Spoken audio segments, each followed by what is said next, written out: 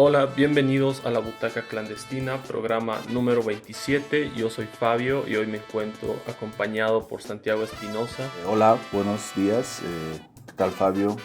Gracias nuevamente por la invitación. Gracias a ti, Santiago, y también por Cayo Rubenal. Hola Fabio, feliz de estar acá de vuelta. Sí, hoy tenemos a Cayo de vuelta después de varios programas y vamos a hablar sobre Mank, lo más reciente de David Fincher, que se estrenó en Netflix hace ya casi 2 semanas. Y esta película narra la escritura del guión de la icónica película de Orson Welles, Citizen Kane, y se centra más que nada en la historia del guionista, ¿no? Herman Mankiewicz. Sí, en realidad creo que son dos partes bien diferenciadas en la película. Una es, como dices, vemos a Mank encerrado y en el proceso de escritura del ciudadano Kane, y la otra se cuenta a base de flashbacks que tiene relación con la primera parte, ¿no? Porque en esos flashbacks vemos como el guionista Mank conoce a William Randolph Hearst, este magnate de la prensa, en el cual se inspira Ciudadano Kane, ¿no? En su biografía,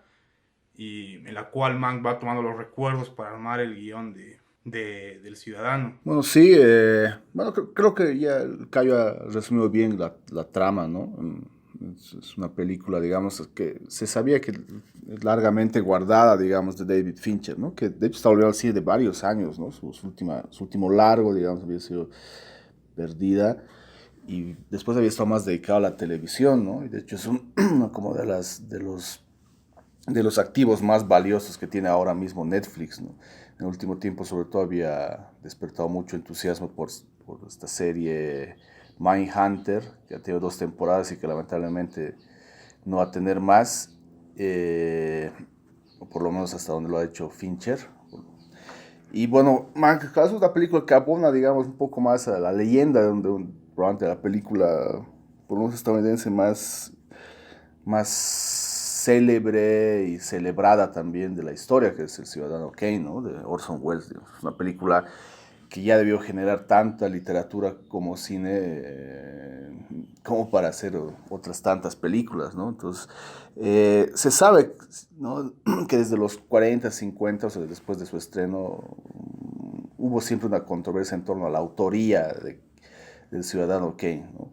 Porque aunque todos se asumen que es una obra y es la ópera prima de Orson Welles, o sea, siempre hubo la controversia de hasta qué punto sus colaboradores fueron vitales en el proceso, entre ellos el guionista o co-guionista, digamos, que es el Herman Mankiewicz, que era ya era un guionista digamos, de larga trayectoria en Hollywood, y que básicamente con esta película vivió su ocaso, ¿no? Su ocaso y su despedida del cine, su ingreso en la leyenda, pero también su adiós dentro de la industria, ¿no? Entonces yo creo que es una película que abona, digamos, sobre esa discusión sobre quién es el autor del Ciudadano Kane, además de Orson Welles, porque Orson Welles es obviamente el principal autor del Ciudadano Kane, porque el Ciudadano Kane es una obra fundamental para el cine, no necesariamente solo por su guión, ¿no? Sino básicamente por todas las contribuciones y revoluciones que supuso su realización cinematográfica, ¿no? Entonces, a medida creo que es una película que desde ya despierta mucho morbo en la industria, ¿no? Porque si algo le interesa a Hollywood y a la industria del cine, que ahora ya sobre todo vive en las plataformas, es autocelebrarse, ¿no? O sea, hablar de sí misma, ¿no? Hollywood hablando de Hollywood, digamos. Y eso en esa medida es una película que tenía una expectativa de por sí alta y bueno, habrá que ver cómo se traduce esto en los premios, porque a nivel de rating, porque taquilla exactamente no ha tenido en sentido cabal, pese a que ha tenido estrenos, no le está yendo muy bien, ¿no? Sí, generalmente si hay algo que se le ha achacado o criticado a la película, es que muchos dicen si no tienes un contexto, una base o una idea acerca del, no sé, el Hollywood de los años 30, 40, del Star System y demás, como que no llegas a tener una relación muy buena con la película. Pero yo creo que tal vez esto sí se puede validar en la primera parte, porque cuando hay chispazos de Mank imaginándose algunas escenas del Ciudadano Kane, que obviamente tienen mucho más valor si tú ya has visto la película, pero la segunda la parte paralela más bien, yo creo que trata de un guionista cínico, un personaje cínico que se enfrenta a los magnates productores, ¿no?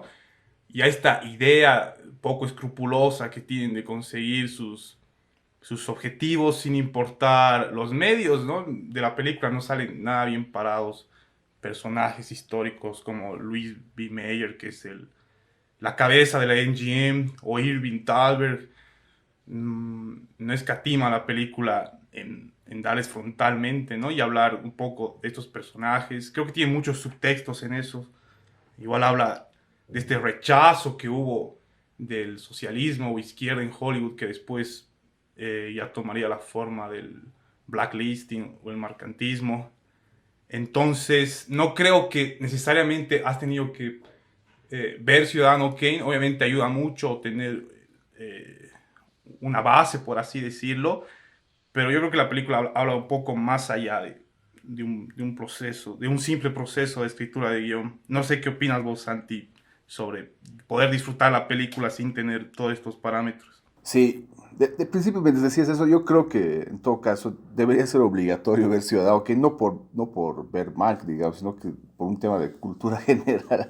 Yo creo que Ciudadano que es como básicamente como leer el Quijote, digamos, ¿no? O sea, debería ser una de cualquier persona en general, o sea, y ahora es que sí se puede. Antes podías decir, no, ¿dónde encuentro? Esa película no existe. Yo me acuerdo que la vi muy adelantada, digamos, porque no era una película que fuera accesible, digamos, previo a la etapa de la piratería, digamos.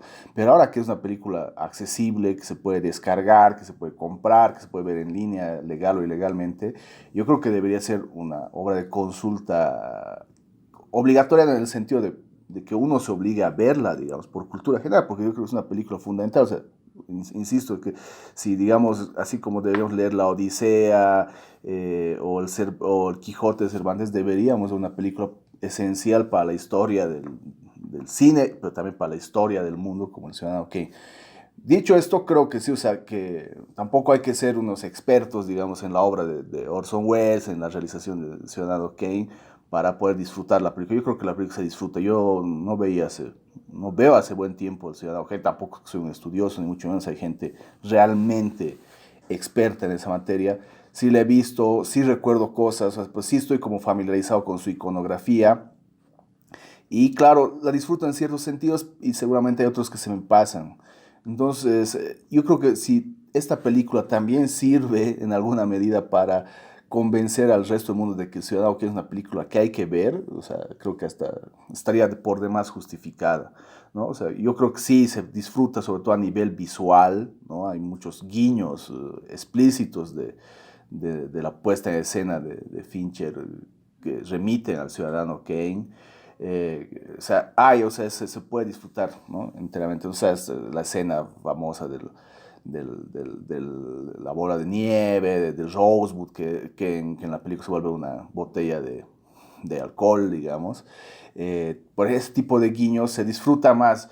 Pero obviamente la película, como dice el Cayo, está más allá de eso, ¿no? No es un estudio sobre el Ciudadano Kane, ¿no? De hecho, aunque muchos esperaban que incluso apareciera más Orson Welles es un personaje casi marginal, que en realidad brilla más por su ausencia, ¿no? Es un personaje casi fuera de campo, se lo ve muy poco, ¿no? Es como una sombra alargada que marca la escritura del guión, ¿no? Se lo ve muy poco, pero claro, obviamente se sabe cuál fue su influencia y su papel en ese, en esa historia, digamos. Porque, claro, Mank es la historia sobre la historia, es la historia sobre la realización de una película histórica, ¿no?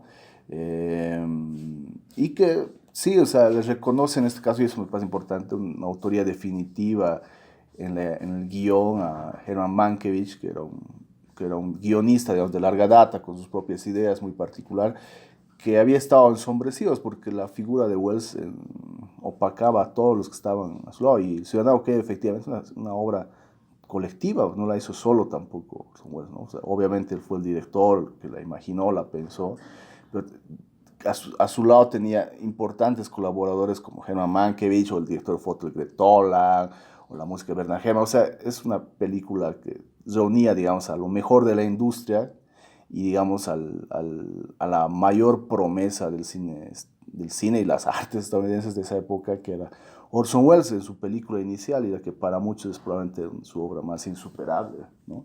Eso, yo creo que se puede ver tranquilamente la película, porque esta es un estudio de época, ¿no? Como decía el Cayo, o sea, habla un poco del Hollywood de los 30, 40, de ese Hollywood que le teme a la amenaza comunista, pero también que está viendo casi de reojo el ascenso de Hitler, de ese Hollywood que ve así casi como satánico cualquier idea progresista, ni siquiera de izquierda progresista, ¿no?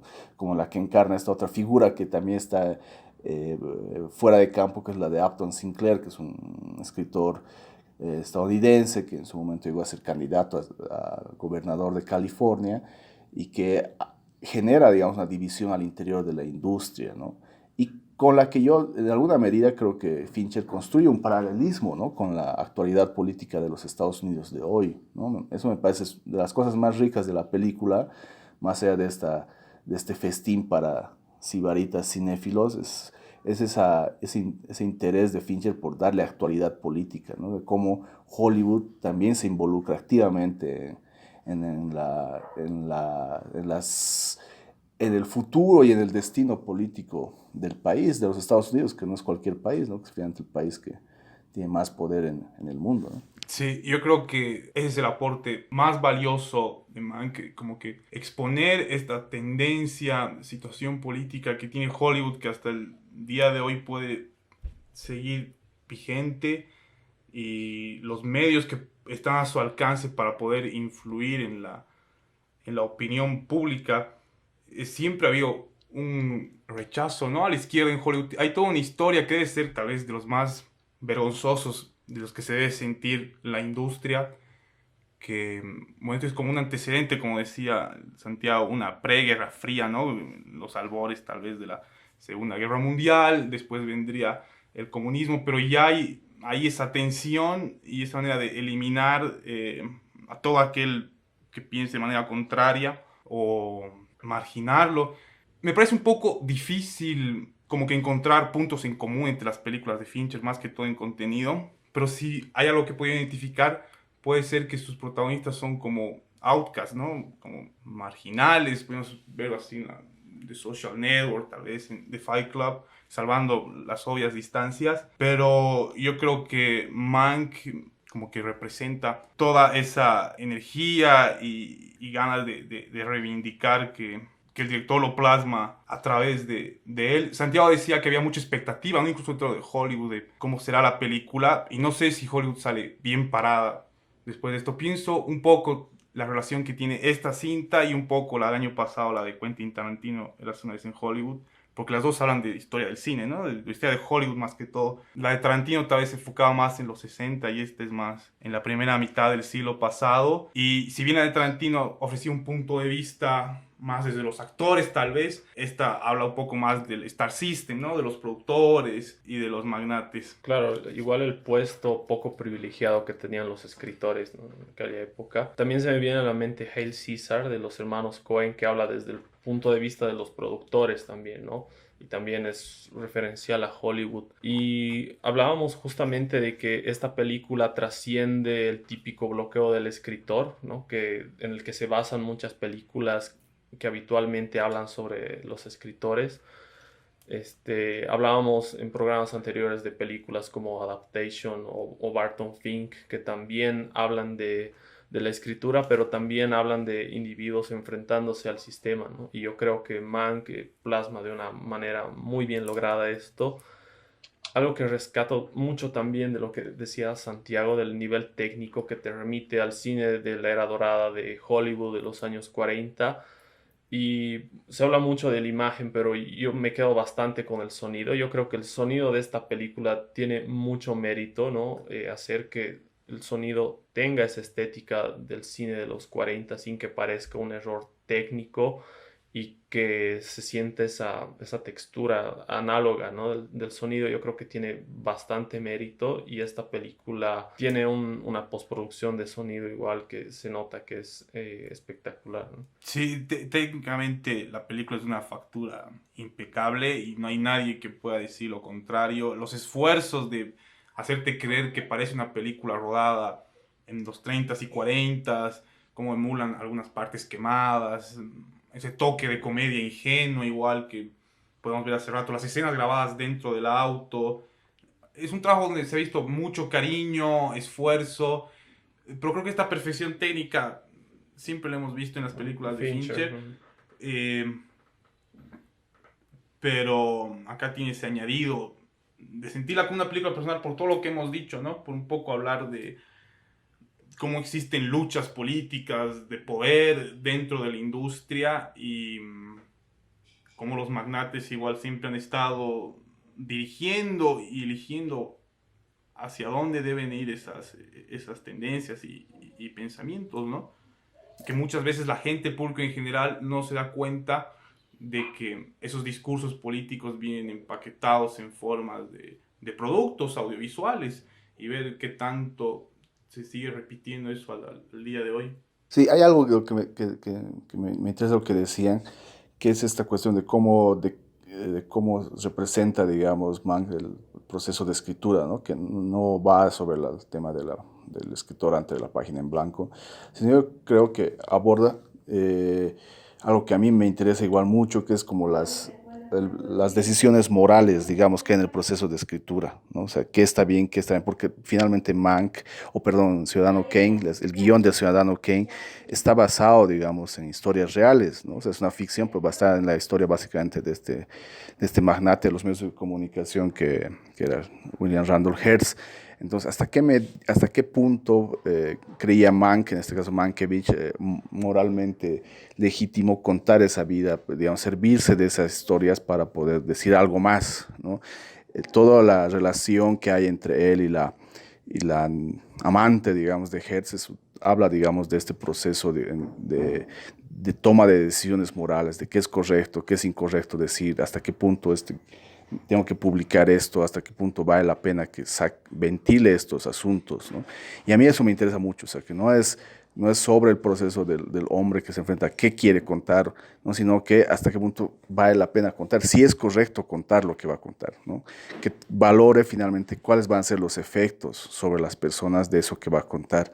Y eso, digamos, ese proceso de evaluación moral, ¿no? De qué es correcto y qué no es correcto contar, es algo que a mí me interesa mucho y que debería también estar siempre en el proceso de escritura, ¿no? Y es algo que lo trata muy bien, esos dilemas morales de la escritura, los dilemas morales de la creación, si se quiere, ¿no? Que no son los dilemas creativos del hombre que no sabe qué escribir, sino del hombre que no sabe si es correcto o no escribir algo, ¿no? Si es correcto o no ventilar algo que considera importante, pero que inevitablemente va a tener efectos sobre personas del mundo real. Sí, tomando en cuenta que Mank tenía una muy buena relación de amistad con la amante de William Randolph Hearst, ¿no?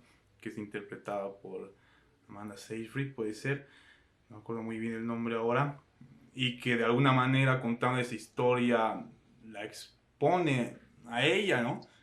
Y creo que la película se cierra, tiene un buen cierre hasta complaciente, porque Mank, como decía Santiago, ya era un guionista de larga trayectoria en Hollywood, enmarcado en este Star System, escribiendo no sé cuántos guiones al año, muchos de ellos tal vez no acreditados, pero él termina pidiéndole a Wells que él quiere ser acreditado, ¿no? Quiere que lo reconozcan por esta historia, y dice mucho de qué tan personal ha sido para él contar esa historia, y él también exhibiéndose, ¿no? Mostrando que ha decidido contar la historia de, al fin y al cabo, alguien que era su amiga.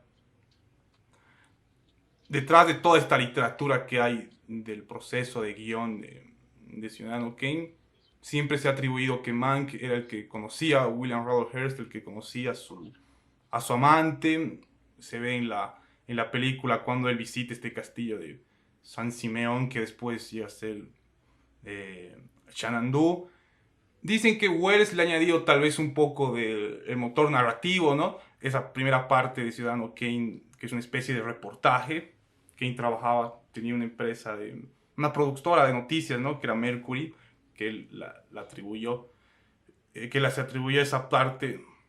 Hay un arrebato de violencia que tiene Orson Welles, ¿no? Al final de la película, cuando le dicen que Mann quiere tomarse parte de los créditos del guión, que no sé qué tan cierto será, ¿no? Creo que se sabe muy poco de la relación después que han tenido. No se me vienen a la cabeza muchas películas de Hollywood que hablen un poco de esta tensión política que había y orientación, eliminar todo lo que tenga que ver con la izquierda o comunismo, con personajes reales, ¿no? Hablábamos un poco de Trumbo, que tal vez no profundiza tanto en esta faceta. Y si hay una película de Elia Kazan que se llama El último magnate, que también habla sobre Irving Thalberg, igual, no de manera directa, sino que tiene como que un personaje que tiene mucho en común y es un poco obvio que es él, pero no se me viene a la cabeza una película que desnude esta homogeneidad tal vez que Hollywood a veces pareciera imponer, ¿no? En cuanto al pensamiento político, a ver qué tan independiente puede ser y cuán independiente tienen que ser sus productores, los realizadores, la gente que trabaja para y por ellos. ¿Qué opinas de las interpretaciones? Yo creo que Gary Oldman está en un punto altísimo. Su No es sorpresa para nadie, ¿no? Que entregue actuaciones de este nivel. Su personaje es totalmente magnético, medio cínico, pero alguien que hace las cosas bien, ¿no? Es como que te hace sentir que está en el lado correcto de la historia. Sus medios no son tal vez los más ideales, eso hasta un poco misoginio, ¿no? Con su esposa, que le dice la pobre Teresa. Ese es un tipo alcohólico, que no tiene las maneras y modales del hollywoodenses, pero es un personaje que lo puedes escuchar y ver todo el día. Igual la amante del magnate de William Randolph Hearst me parece excelente, lo que tiene que representar, ¿no? Y más allá de todas las referencias a personajes históricos de Hollywood que hay, de los que hemos mencionado, Louis B. Mayer, Irving Thalberg, David Posesnik, Ben Heck, el mismo hermano de Mankiewicz, que es Joseph L. Mankiewicz, que tal vez ha sido mucho más reconocido y popular que el mismo Mank, ¿no? Que su hermano. Así es una película que vale la pena ver para revisitar todo esto que ya mencionaba, ¿no? Todo el discurso, toda la crítica sociopolítica que existe, tan necesaria en estos tiempos. Y también es una película que invita a ver El Ciudadano Kane, ¿no? Y bueno, este fue nuestro podcast acerca de Mank. Gracias por escucharnos. Yo soy Fabio. Yo soy Cayo. Gracias, Fabio. Un gusto estar acá. Hasta luego. Nos vemos. Gracias por la invitación. Chao, Fabio. Chao, Cayo. Chao.